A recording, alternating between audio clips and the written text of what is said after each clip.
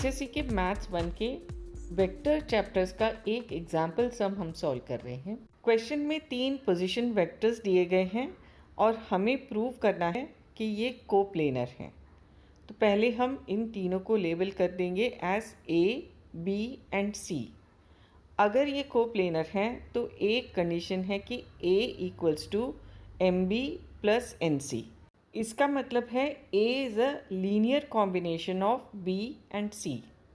इस इक्वेशन में A B C substitute कर देते हैं तो हमारी ये इक्वेशन मिलती है।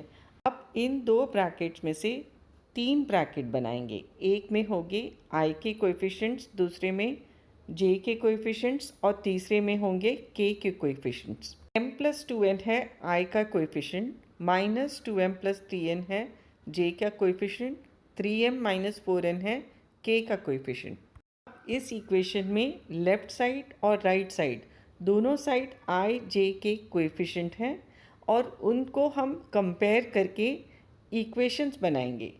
i का coefficient m plus 2n is equals to 4, j का coefficient minus 2m plus 3n equals to 13, k का coefficient 3m minus 4n equals to minus 18। अब इन 3 इक्वेशन में से 2 इक्वेशन को हम सॉल्व करेंगे। इक्वेशन 1 और 2 को सॉल्व करने के लिए एक वेरिएबल का कोएफिशिएंट इक्वल होना चाहिए। हम m को इक्वलाइज कर लेते हैं तो इक्वेशन 1 को हम 2 से मल्टीप्लाई करेंगे, वो बन जाएगी 2m plus 4n equals to 8। Equation 2 इसमें ऐड करेंगे तो माइनस 2m और 2m कैंसिल हो जाएंगे। 4n प्लस 3n होता है 7n equals to 8 plus 13 21, n equals to 21 upon 7 और n इक्वल्स टू 3। n हमें मिल गया, m फाइंड करना बाकी है। n को हम इक्वेशन 1 में सब्सटीट्यूट करके m फाइंड करेंगे। इक्वेशन 1 होगी m plus 2 into 3 equals to 4, m equals to 4 minus 6, m equals to minus 2। तो अब m और n की वैल्यू हमें मिल गई है। इक्वेशन 3 में इसे सब्सटीट्यूट करके हम चेक कर सकते हैं कि उस इक्वेशन को सेटिस्फाई कर रही है या नहीं। तो चलिए कर लेते हैं।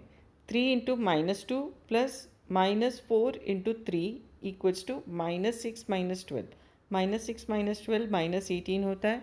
तो इक्वेशन 3 भी इन वैल्यू से सेटिस्फाइड है। m और n की जगह पे ये वैल्यू सब्सटीट्यूट करके हम इक्वेशन लिख सकते हैं vector a equals to minus 2 into b plus 3 into c. Therefore, we can say a is a linear combination of b and c. Hence, a, b, c are coplanar.